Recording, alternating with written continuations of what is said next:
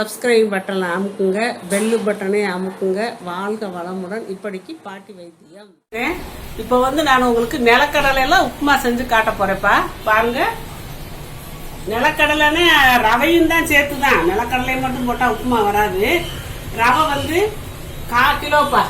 இந்த டம்ளர்ல 1 tumbler 1/4 kilo எடுத்து வச்சிருக்கேன். இதுக்கு 2 டம்ளர் தண்ணி இந்த பாத்திரத்துல ஊற்றி வச்சிருக்கேன். 1 கப்பு வேர்க்கடலை 1 மணி நேரமா ஊற வச்சு தண்ணியை வடிச்சு எடுத்து வச்சிருக்கேன்ப்பா. இதே மாதிரி 1 கப்பு வெங்காயம், ஒரு 200 வெங்காயம் இருக்கும் போட்டிருக்கேன். கடுகு உளுந்து தாளிக்க, பச்சை மிளகா இஞ்சியை தட்டி வச்சிருக்கேன். இந்த இவ்வளவு 2 இஞ்சி, அதுவும் தாளிக்கதான். கருவேப்பிலை, அதுவும் தாளிக்கதான். சும்மா கொஞ்சம் கேரட்டு, கொஞ்சம் பச்சை பட்டாணி, அவ்வளவுதான்ப்பா. வெங்காயம் போடுவேன் தாளிக்கிறதுக்கு. இப்ப நான் செஞ்சு காட்டுறேன் பாருங்க.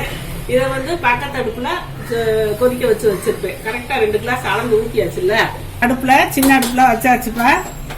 கொஞ்சம் சிம்ல கூட வச்சுக்கலாம், ஏன்னா டக்குன்னு ஆயிரும் அவசரத்துக்கு. இப்ப கடலை எண்ணெய் தான்ப்பா ஊத்துறேன். கடலை எண்ணெய் ஒரு அந்த வெங்காயம் எல்லாம் வதங்கணும் இல்லையா, அதுக்கு ஒரு 1.5 ஸ்பூன் அளவு ஊத்திருக்கேன். 1/2 ஸ்பூனு கடுகு போட்டாச்சு.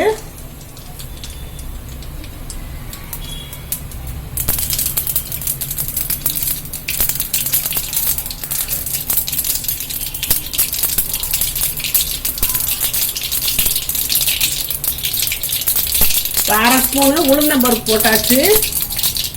சாதாரண உப்புமாவுக்கு நம்ம கடலை பருப்பு போடுவோம். இப்போ நம்ம பட்டாணி இந்த வேர்க்கடலை பருப்பெல்லாம் வச்சுருக்கிறதுனால அதை நான் போடலப்பா.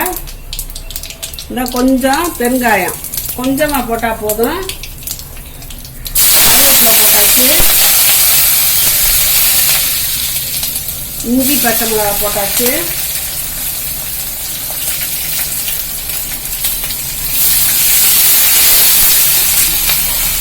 இந்த வெங்காயம் நிறைய போட்டிருக்கேப்பா. ஒரு 200 கிராம் வெங்காயம் இருக்கும். சின்ன வெங்காயம் தான் போட்டிருக்கேன்.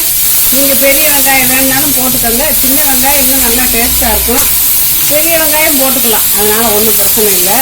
இந்த உப்புமாவுக்கு தேவையான அளவு கொஞ்சம் குறைச்சே போட்டுக்கலாம். பத்தலைன்னா அப்புறம் போட்டுக்கலாம். நான் அளவாக போட்டுக்கிடுவேன். நீங்கள் எப்படி பார்த்து போட்டுக்கோங்கப்பா.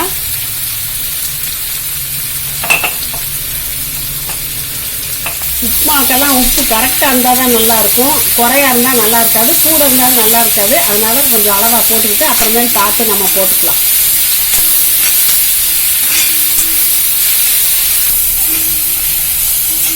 இப்போ இந்த அளவு வதங்கினா போதும்ப்பா. இப்போ இந்த சும்மா கலருக்காக வேண்டி கேரட்டு நல்லது தானே, பட்டாணியும் போட்டாச்சு. கிண்டியாச்சுப்பா. இப்போ இந்த வேர்க்கடலையும் போடுறோம். வேர்க்கடலை ஒரு 150 பருப்பு ஊற வச்சிருந்தேப்பா. போதும், வேர்க்கடலையெல்லாம் போட்டு ரொம்ப வதக்கணும்னு அவசியம் இல்லை. தண்ணி இந்த கொதி வந்துருச்சு. இப்போ இதில் ஊற்றிக்கலாம்ப்பா. கோச்சிச்சு நான் வறுத்துதாப்பா வச்சிருக்கேன். லேசாக தான் வறுத்தேன், ரொம்ப வறுத்தா கலர் மாறிடும்னு லேசாக வறுத்துருக்கேன். இப்போ இதில் போடுவோம்.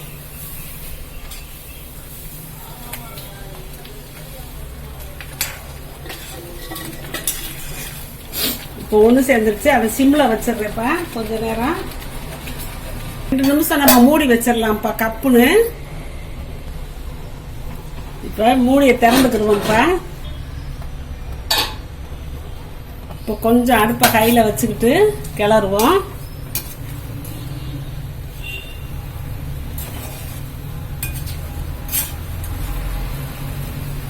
கரெக்டான பழத்துக்கு வந்துருச்சு. கொஞ்சோண்டு கொத்தமல்லி இலை தூவிக்கலாம். அது நம்ம மூடி வைக்கிறதுக்கு முதலையே நம்ம போட்ட உப்பு சரியான்னு பார்த்துக்கிட்டு மூடி வைக்கணும். அப்படி பத்தலைன்னா கொஞ்சம் போட்டுக்கிறணும்ப்பா. ஏன் நான் போட்ட உப்பு எனக்கு சரியா இருக்கு.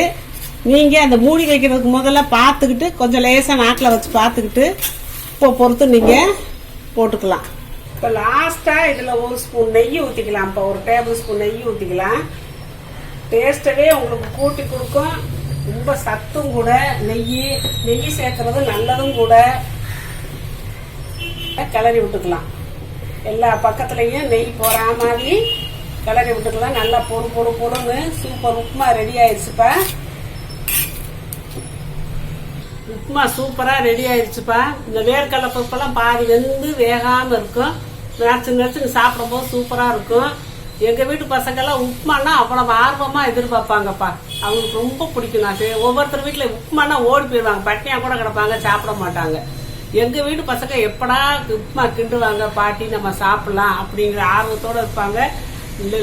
லேசா அந்த நெய் ஊத்திருக்க பாத்தீங்க, அது ரொம்ப ஹைலைட்டு. ரொம்ப ரிச்சான உப்புமாப்பா. எல்லா சத்துக்களும் சேர்ந்துருக்கு. இதுல நியூட்ரியன்ட் சத்து அவ்வளவு சேர்ந்துருக்கு. கொஞ்சம் சாப்பிட்டாலும் திருப்தியா இருக்கும், நல்லது உடம்புக்கு. இந்த மேல உப்புமானா இப்படி செஞ்சு சாப்பிடுங்க. வாழ்க வளமுடன். சப்ஸ்கிரைப் பட்டனை அமுக்குங்க, பெல்லு பட்டனை அமுக்குங்க. வாழ்க வளமுடன். இப்படிக்கு பாட்டி வைத்தியம்.